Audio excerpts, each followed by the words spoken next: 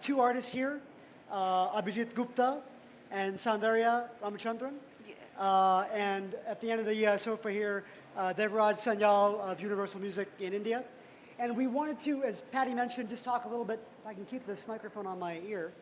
We'll talk about music and the digital world. And as he mentioned, there's maybe not any sector that's been more impacted by the digital revolution than music. So I'll start with these two artists. These are two wonderful young up-and-coming singers in India.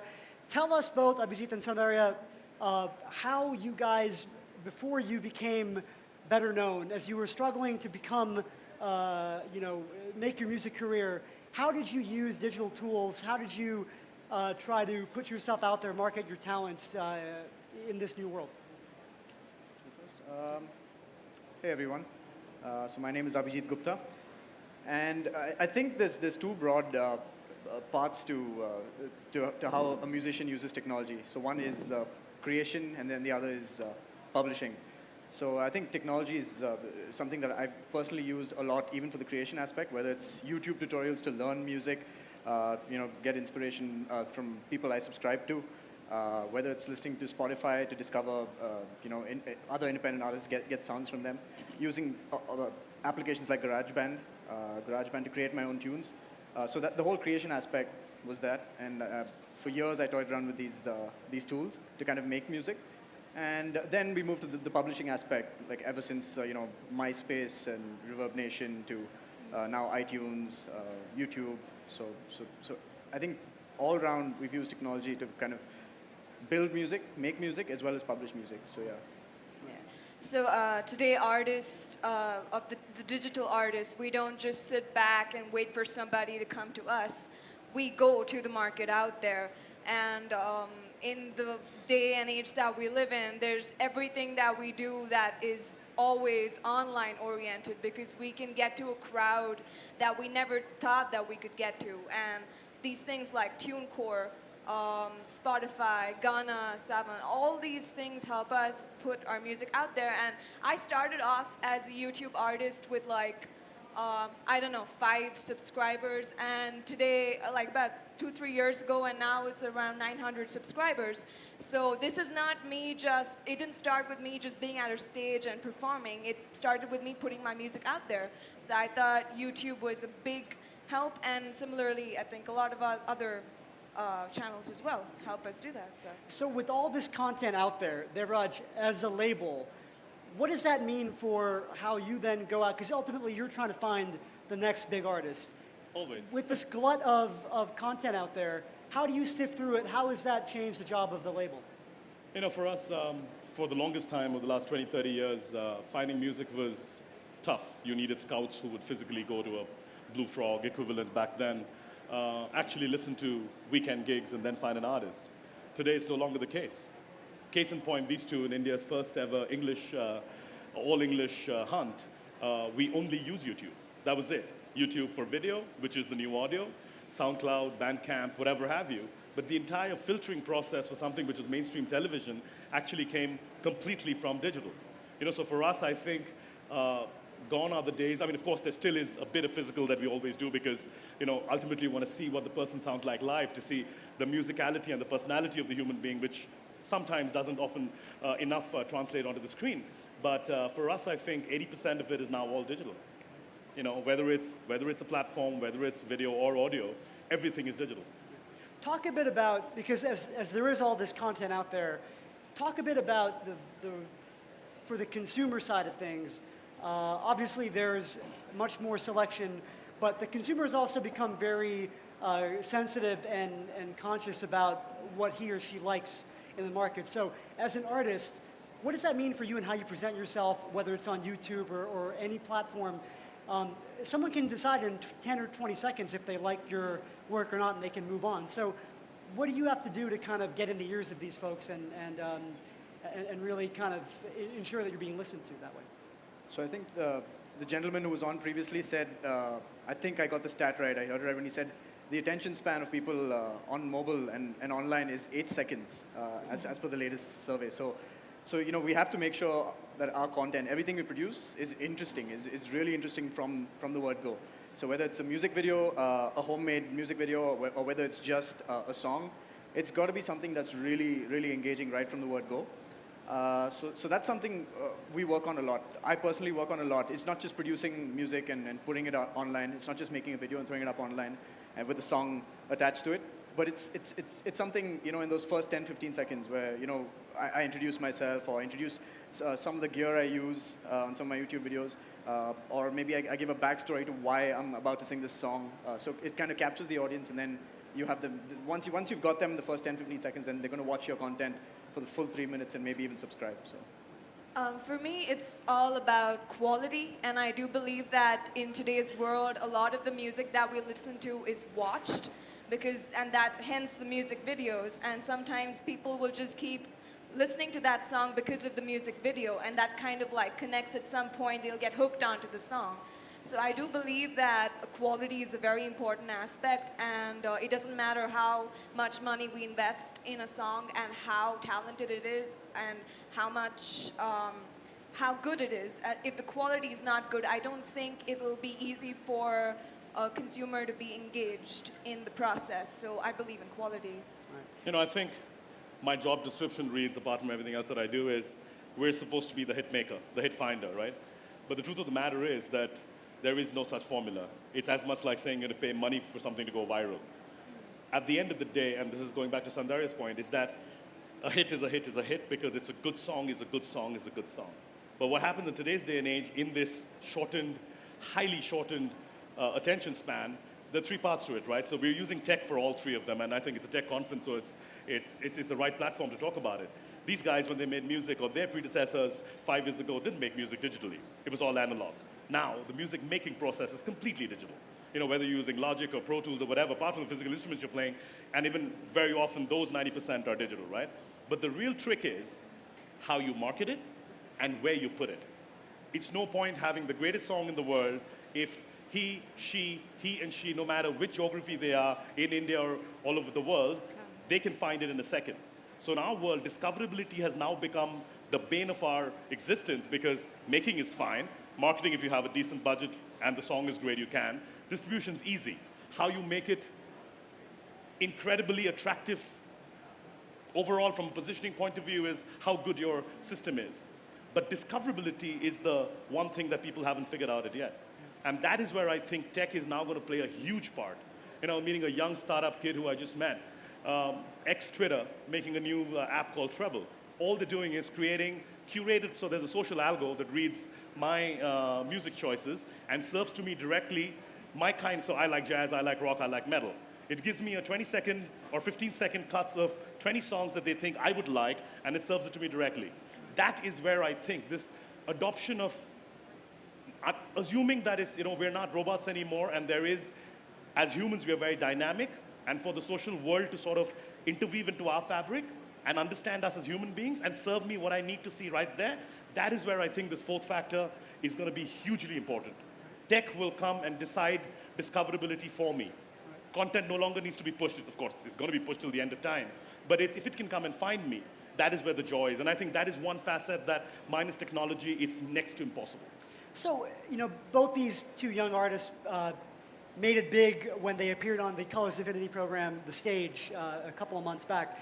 And so those shows still seem to be the way in which artists can kind of jump to the next level. What's the future of these programs? I mean, we've got, in the US we had American Idol, we've got shows like The Stage here, there's a worldwide phenomenon of these programs. It seems to be that you have to make it big on one of these programs still to jump into that next level. Is that going to be around much longer to get to that mass audience? Or are even those shows going to kind of go in a different direction and it's going to become much more micro-tailored as far as how people discover so let me take that and I'll give it to them because I think the macro end of it, I can give you a top eye view, right? So in our business, in a country like India where everyone knows it's a Bollywood-driven Indian film sort of scenario, we're in a situation where literally between 5 and 10% is what English, or let's call the next generation, what our kids are listening to, which may or may not be Bollywood. But the trick here is that the next generation subscription money, the next generation, big video views, all of that is actually coming from this 5 and 10%. Which is why a show like The Stage, it's amazing that for an all-English show in an English cluster channel in Viacom, which is really very small compared to the grand scheme of things, we beat ratings on mainstream shows across the English cluster. So obviously it goes to, I mean, even we were surprised, right? In the first 2 weeks when we started banging the ratings, we were like, really? So we now understand that there is an audience out there. Of course, this is a bad example because it's television. But this television and the internet are going to morph. Yeah. You know, your long format video watching is already here. Whether it's Facebook, whether it's YouTube, whatever have you, whatever platform and content. I mean, there are, you know, my friend Samir Bangara who runs QQ, 100 million views. 100 million, how many hours of video do you serve in a month? Over a billion. Over a billion. I mean, this is one MCN in the country and there are several more, right? So everything is going in that direction. So to answer your question specifically, I think it's here to stay. I think micro communities are going to be served differently. Bollywood will still continue and life will go on in that world. But this world, where these guys come from, where a huge amount of our work sort of persists and you know, we sort of hope to make future money on, is going to be in this new world where we're able to serve content to the people who want to listen to it at that specific time with the use of technology. Right. What do you guys think? Cheers. With regards to how, you know, I think TV and digital, the online world is going to morph, I think it already has.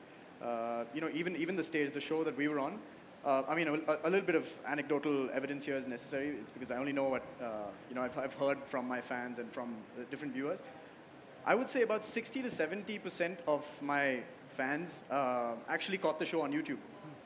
It's just the 30%, it's just the 20, 30%, right. and 10% of that is probably family and extended friends. Right. So it's like 20% actually bothered to go to Tata Sky and hit record, series recording, and then catch later. But 60% was of the recognition and publicity that I got through. I have YouTube to thank for it, you know, because that's how people consume content. You know, it's just faster that way. And it's not just YouTube independently. It's YouTube interwoven with other media networks, like Facebook on top of YouTube. People share a YouTube link. They're consuming YouTube via Facebook. So they're consuming YouTube via my blog. So it's basically online video that's probably a little more popular for entertainment-driven content than traditional media, is what I think. I do believe that. I just want to weigh in and say that, bouncing off of his statement, all the people that told me that they watched, about 90% of the people that they told me they watched the show and they saw me on the show were like, on TV, were 30 plus. And everybody out, they were like aunties and uncles who came out and were like, we watched the show and it was really nice. But today, I don't think my age group spends that much time on TV. It's always like whatever's bouncing off Twitter, or whatever's trending on Twitter, or whatever's trending on YouTube, or whatever, like that. So I think, I do believe that there will come a time when, forget Bollywood, we're talking about Western culture here. I do believe that eventually we will be just focusing on internet and social media. I think there will come a stage where barely anybody will try to discover music on TV. Right. I don't think that will. You know, chunked up long format content is already here. Yeah. And it's not just YouTube. You know, we're used to saying YouTube for the longest time, but it's no longer just YouTube. YouTube is great and it's fantastic, but Facebook video is here and it's a reality with billions of views now. And now with Netflix, Hungama Play, Amazon Prime, everything is gearing towards serious short format and long format video served to you where you are because they know who you are. It's on your Amazon Prime account that they know who Shashank Bengali is, and the algo's reading and they know what you like to watch, and it's serving that to you. So if they know I like music, they will serve me the stage. You know, so it's that level of sort of micro-targeting that's going to change consumption patterns going forward. Yeah, absolutely. So as an artist, you've always had to, over the generations, artists have had to have managers, had to have people to market themselves and create their presence. Now you've got probably an era of digital managers. As you mentioned, I think, Sanyal, we were saying, you've got to have someone who can manage your online profile, your digital profile. So talk to us a bit, the both of you, if you would, about how that, you know, how this era has changed what it takes to market yourself. What do you look for in creating a digital presence? It has to be obviously organic to what you do, what your music is, what your art is, but how do you incorporate digital tools to sort of complement, I'd imagine, your profile as an artist? Today, I believe that as an independent artist, unlike people who are part of bands and stuff where you have 4 people and 4 different energies pushing in the same direction, as a solo independent artist, I faced the problem of having somebody represent me or having somebody manage me. And since like a majority of our images are online, I think media managers are playing a very important role. And if you don't have anybody to manage you on media, you have to do it yourself. And I do believe that trying to learn concepts about organizing your content online and basic things like, there's some special optimizers that they use on YouTube, etc., to increase your description or add an annotation and all of that. I think that not every artist knows that today. And since we live in an age where we distribute most of our content online, it's sad that a lot of us don't know that. And I wish that there would be an app where somebody could manage you online and where you could find a person who kind of integrates with your interests and your location and tries to help you build a profile online, because our virtual presence is what runs. It's called a label, Yeah. and it's also called the MCN. We're here. But, We're not going out of business anytime soon, but yeah, that's a wonderful idea. Yeah. And But- maybe somebody here is going to create such an app or fine-tune it to what you're talking about. Yeah, I wish that. Oh, there is. Okay. I wish there was something to channelize our talent through that. So I wish that was more apparent in today's age. So So I have a slightly different perspective. I mean, what she said is largely agreeable to me as well. But I feel like, as an independent artist who's trying to create a niche for himself, it's very important for me to understand these different tools myself, because that's when my content, my marketing, Correct. what I put out there is authentic, right? Because if I just hire like a generic company, that's like, any startup here just outsourcing their marketing entirely and, saying, yeah, we'll rely on you. Right. But a true company builds a brand through, authenticity, right? So that's, so I believe it's important for us to understand Pinterest, Instagram, Facebook, YouTube, annotations, tags, these little things, and how to leverage those things in relation to our content. That probably makes a lot more sense to me when I'm trying to build more of a following. But yeah, after that point, there's Devraj. That's what we do for a living, Yeah. right? So our versions of the virtual media managers exactly do that. They know how to annotate. And I think more than anything else, tech aside, we know for a fact how to take, that's a very important point Abhijit said. The problem is the social interface of the artist very often is not the real artist. And that disparity is what will never make you an artist, right? So we try very, very hard as a label, as an MC, and as several other businesses that work in the allied space of music, is to keep that authenticity alive. If you're a certain kind, we don't want to make you something else.